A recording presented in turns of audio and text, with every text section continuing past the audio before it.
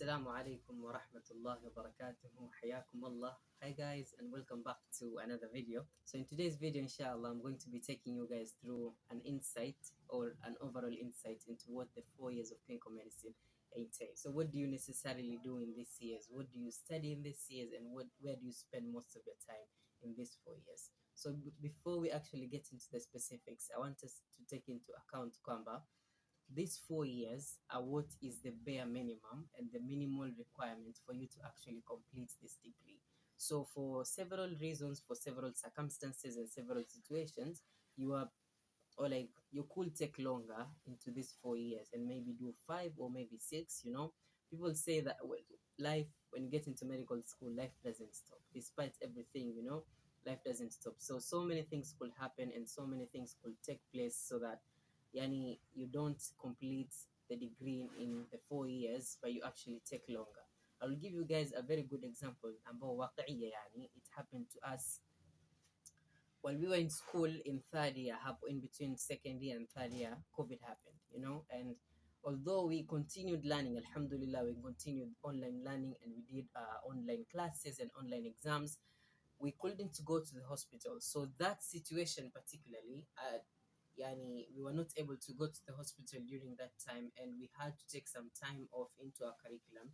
And for us, that was an entire semester to cover up for what we missed in terms of going to the hospital and all the clinicals and the practicals that are involved. So for us, we finished school, I would say, as semester late, and that is what will just happen. So many other reasons could happen, so many other things could happen that can actually make you take longer than the 4 years. So first things first, the 4 years are divided into two broad classifications. We have the preclinical years and then we have the clinical years. The preclinical years are basically year 1 and year 2, and then we have the clinical years as year 3 and year 4. Year 3, the first 2 years preclinical, the last 2 years clinical years. So what basically, like, I could go on and on and on and on about how what is clinical, what is preclinical, but in very, very basic terms, the preclinical years involve you learning about the normal human body. So you're going to learn about the human body in terms of the structure of the human body. That includes anatomy, anatomy and its all branches, histology, embryology, and gross anatomy. You're going to learn about physiological mechanisms. You're going to learn about physiological systems and how we sustain and how the body itself sustains itself, and all the biochemical and the biological processes involved. Not only are you going to learn about this biological aspect of the human body, you're also going to learn about the social part of the human body. You're not just a torso, you're not just a body. You interact with other people, you learn from other people, you seek healthcare advice from other people, and so many other things. So you're going to also to learn about the social sciences and the human being, the normal human being as a whole.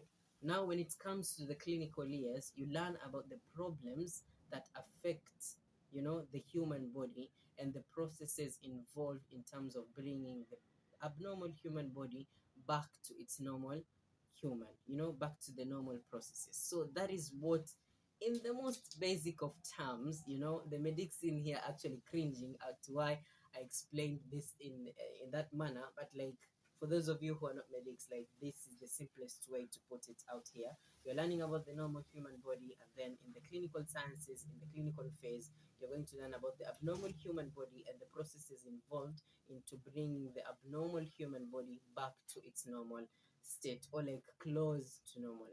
So if you were to ask me, like, how do you classify these 4 years, I will put them into like 3 categories, not two. I know, but hear me out. We have the preclinical sciences, and then I would say we have a transition phase in between, and then we have the clinical sciences. Let me explain this transition phase. When you're talking about the normal human body, and then you're talking about the abnormal human body, it's not like point A to point B. It's like from point A, and then the abnormal human body is somewhere around PQRST there. But in between here, we have a lot of learning. We have a lot of learning involved. So this transition phase is where you sort of learn, like, how to sort of relate these two. So in this transition phase is where you start learning about junior clerkship. You start learning about how the principles of pathology. You start learning about the basics of pharmacology and a few antimicrobials here and there. So like you're not necessarily blank when you come to the clinical years. So that is how I will put it, and I will include that transition phase that sort of actually prepares you to sort of transition from the clinical preclinical years to the clinical years. So that said, that is the broader like classification and how I generally like to look at the years in clinical medicine. I've already mentioned that what you're going to learn in the preclinical years is going to involve a lot of you learning about the normal human body and the normal processes. So where you're going to spend most of your time is going to be in class, in lectures, that is, in discussion groups. You're going to spend a lot of time in the lab. You're going to spend a lot of time, in your study desk reading and learning about all these things and memorizing and trying to recall facts and all these things. And it's really, really important that you know this, that the first 2 years are going to be a little bit more content heavy. I would say the content is almost similarly in terms of the heaviness, but like in the first 2 years, it's like very, very heavy because one, you're coming from a place of high school. And if you're coming from high school, for those of you who might have done the diploma, it's a bit easier, and I know the curriculum is a bit different for you guys. But like if you're coming from high school, you are not used to that amount of studying unless you are studying like that. But I still believe that it's not the same amount of studying that you were doing in high school. So it's a little bit more heavy, and it's more important that you know this even before joining clinical medicine, that the first 2 years is going to be a lot. It's going to involve a lot of reading. It's going to be involving a lot of classes. I remember a time that we had a class from like 8 a.m. in the morning up until, I don't know, it was 7 or 6 p.m. And it was on a weekend. It was on a weekend.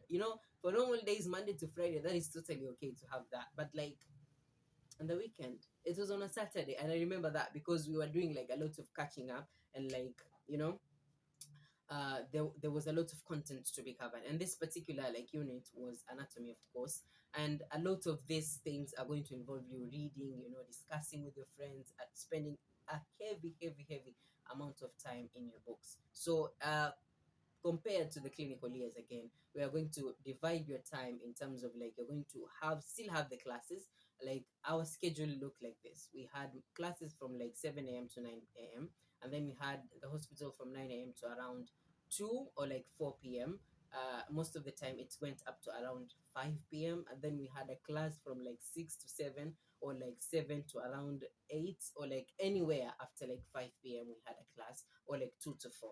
So a lot of the time in your clinical years is actually going to be spent in between classes, the hospital, and classes again, and a lot of hospital and a lot of work is going to be involved in this during this time period. So generally that is what the 4 years look like the preclinical and the clinical year. So in between year 3 and year 4, you're going to have to do your rurals attachment, and you're also going to be required to do your research. So for the rurals, at least there is time set aside for you to actually do it. Like for us, alhamdulillah, it was an entire semester where we had no classes, we had no exams during that semester. And then like in your 4th year now, like somewhere between your 3rd year and your 4th year, you're supposed to come up with a research topic and do your research from like from the proposal up to data collection, discussions, and conclusion, everything. So like these are two major things that you also have to put into consideration that are hugely, or like mostly, happen during the clinical years. So guys, I hope that